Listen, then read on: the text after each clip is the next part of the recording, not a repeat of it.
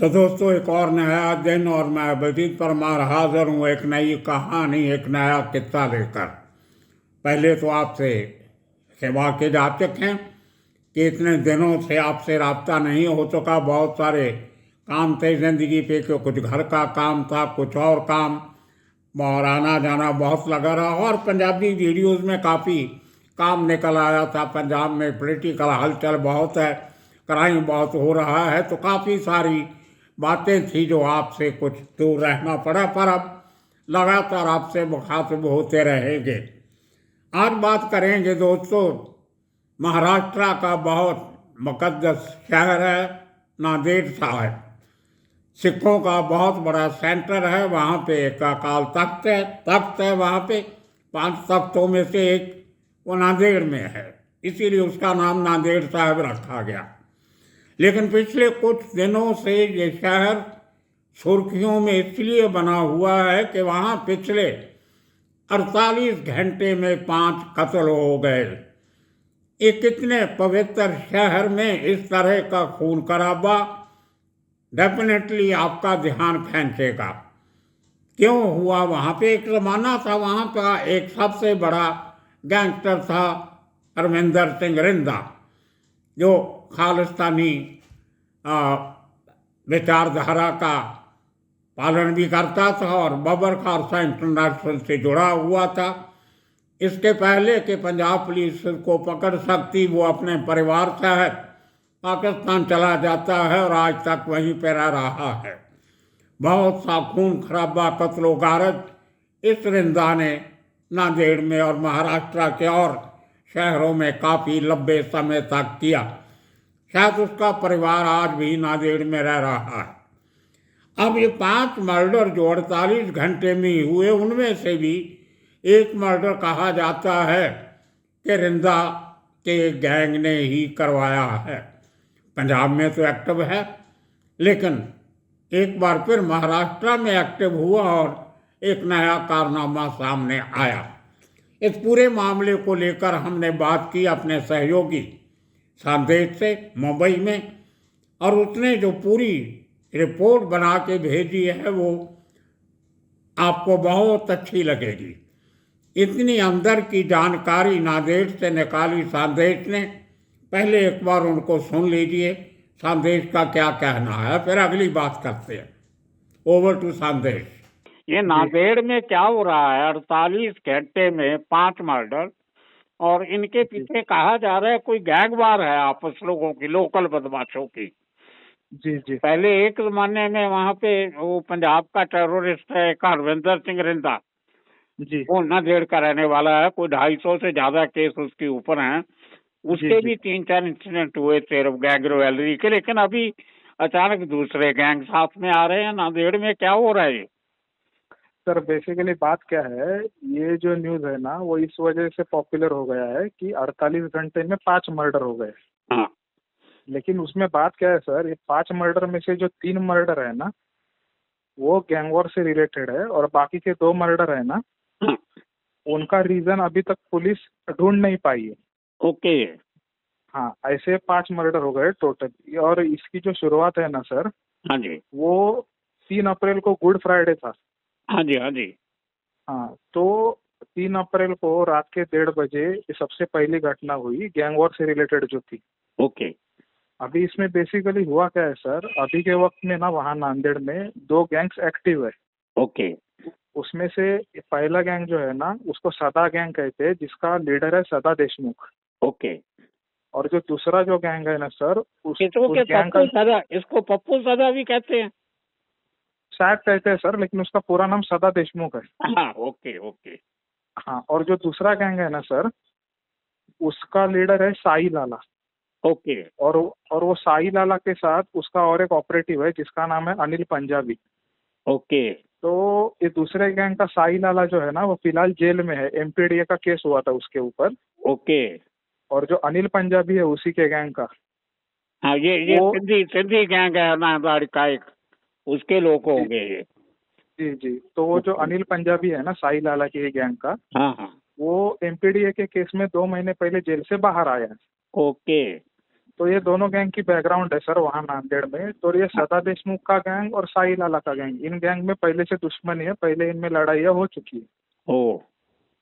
तो ये जो 3 अप्रैल को गुड फ्राइडे का दिन था ना, हाँ जी। हाँ, उसी वक्त रात को 1:30 बजे के करीब ये जो अपना सदा देशमुख का गैंग है, हाँ। उसका उसका गैंग मेंबर था अरिजीत सिंह चौहान। ओके। वो अपने 2 दोस्तों के साथ बुलेट बाइक पे सवार होके वहाँ पे एक ई कैनॉल रोड है जहाँ पे ई स्क्वायर मॉल भी है और डीमार्ट शॉपिंग सेंटर भी है ओके। ओके। नांदेड़ के अंदर। और वहाँ पे एक थिएटर है। ओके। तो वो सदा देशमुख गैंग का अरिजीत सिंह चौहान बुलेट बाइक पे सवार होके अपने 2 दोस्तों के साथ धुरंधर मूवी देखने के लिए वहाँ थिएटर में गया था। ओ। हाँ, तो ये और जो थिएटर में जो लेट नाइट शो होता है ना लास्ट का, हाँ जी। उसके टिकट उन तीनों ने खरीद लिए थे। ओके। तो इस बात की जानकारी वो जो साई लाला का गैंग है ना उनको मालूम पड़ गई। ओके। और वो इस अरिजीत सिंह चौहान को मारने के लिए ढूंढ रहे थे पहले से। हाँ। तो रात को 1:30 बजे के करीब ना सर वो मूवी का शो खत्म हो जाता है। ओके। तो वो थिएटर से बाहर निकलने के बाद अरिजीत सिंह चौहान और उसके 2 दोस्तों पे वो साई लाला गैंग के ये सैयद आबेद, मोहम्मद फारूक और एक था ऐसे 3 लोगों ने मिलके उन पर हमला कर दिया अरिजीत सिंह चौहान के ऊपर। ओके।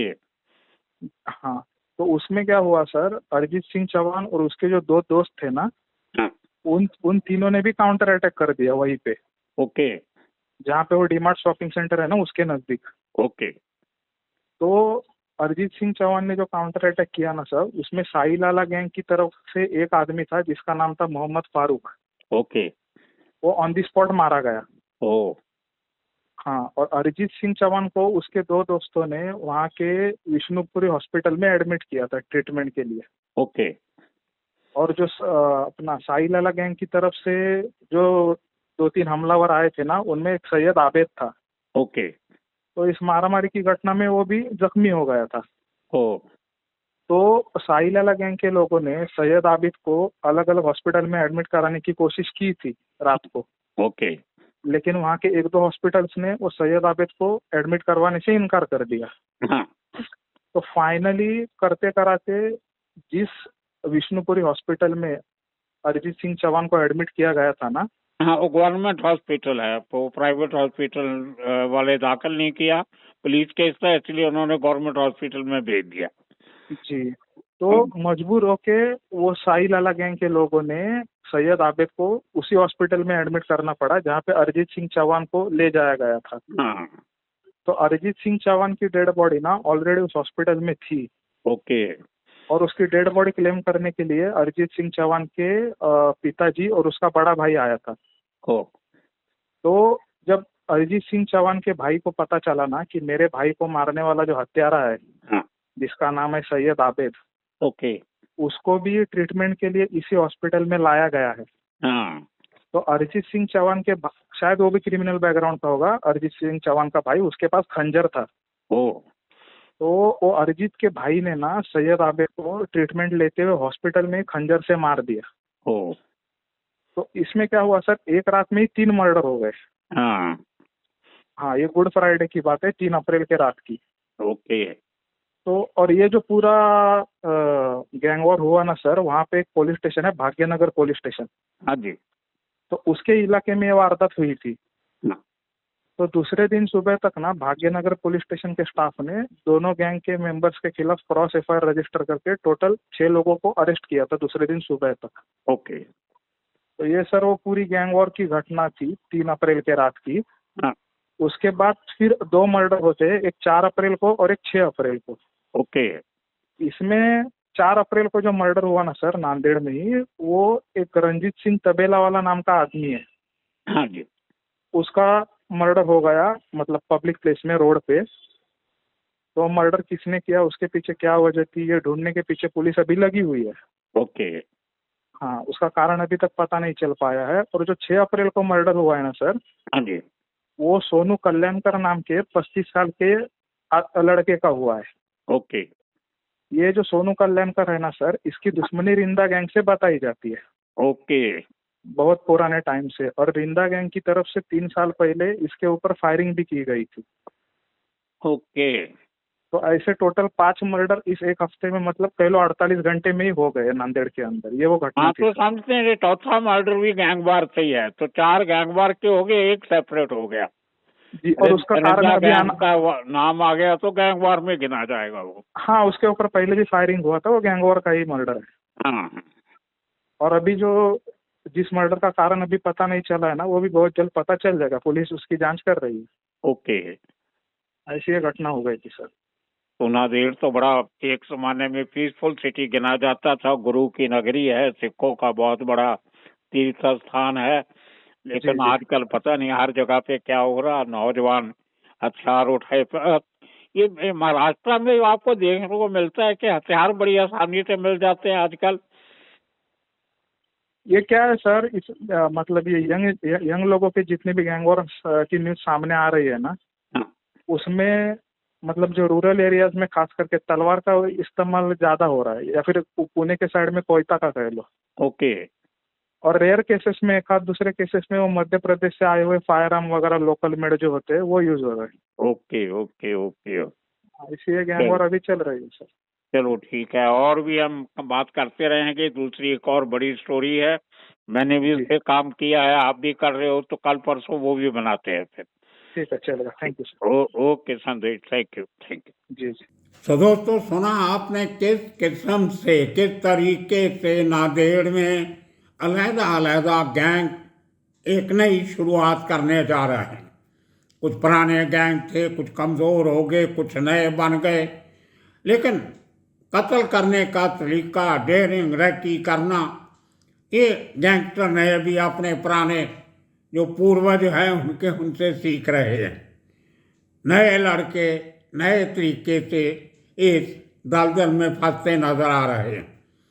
ज़्यादातर जो अनकन्वेंशनल हथियार होते हैं उनका इस्तेमाल थोड़ा सा भी रूरल एरिया में कम है, लेकिन कन्वेंशनल हथियार, तलवार हुआ, कोयता हुआ, चाकू हुआ, खंजर हुआ, इनका इस्तेमाल अभी भी बड़ी गिनती में किया जा रहा है। जहाँ आजकल के नए हथियार जो हैं, रिवाल्वर, पिस्टल, ऑटोमेटिक वेपन, वो भी जैसे संदेश ने बताया काफ़ी बड़ी मात्रा में मध्य प्रदेश से महाराष्ट्र पहुंच रहे हैं। पंजाब में तो बहुत आ रहे हैं। पिछले दिनों में बहुत से ऐसे सीजर हुए हैं जहां पे हथियार मध्य प्रदेश से आए, और मध्य प्रदेश से तकरीबन 20-22 लोगों को पंजाब और हरियाणा पुलिस पकड़ के भी ला चुकी है। तो दोस्तों, ये नया दस्तूर आजकल के नौजवान जिनको पढ़ लिख के अपने माता पिता परिवार का ख्याल रखना चाहिए, वो इस क्राइम की दुनिया में जाते हुए नजर आ रहे हैं। ये पूरे देश का यही हाल है, ना सिर्फ अकेला महाराष्ट्र या पंजाब, ना राजस्थान, बल्कि पूरी देश में एक नया प्रचलन चल रहा है। बहुत जल्दी अमीर बनने का, नाम कमाने का, पैसा कमाने का, ऐशो इश्रत की ज़िंदगी जीने का, लेकिन अल्टीमेटली उनका वो सपना चूर तब होता है जब जेल की सलाखों के पीछे बैठना पड़ता है। ना तो वहाँ आपका कोई भाई संबंधी आपके साथ रह सकता है, उल्टा खर्चा बहुत करना पड़ता है वकीलों पे, और जेल के अंदर मुलाजमों को पैसा देना पड़ता है 2 वक्त की ताज़ा रोटी खाना खाने के लिए भी। हर चीज़ का पैसा जेल में लगता है, और आम गरीब लोगों के पास इतना पैसा होता नहीं, फिर उनको पछताना पड़ता है। तो बेहतर यही है कि पहले ही सोच समझ कर काम किया जाए, इस दुनिया से, क्राइम की दुनिया से दूर रहा जाए। आने वाले दिनों में और भी लगता है जो हमारे पास खबरें नांदेड़ से आ रही हैं, अब जिन लोगों के लोग मरे हैं जिस गैंग के, वो दूसरे गैंग के लोगों को ढूंढ रहे हैं। हो सकता आने वाले दिनों में इस किस्म का और भी कोई कांड हो जाए। तब तक के लिए आप सबका बहुत बहुत शुक्रिया, धन्यवाद।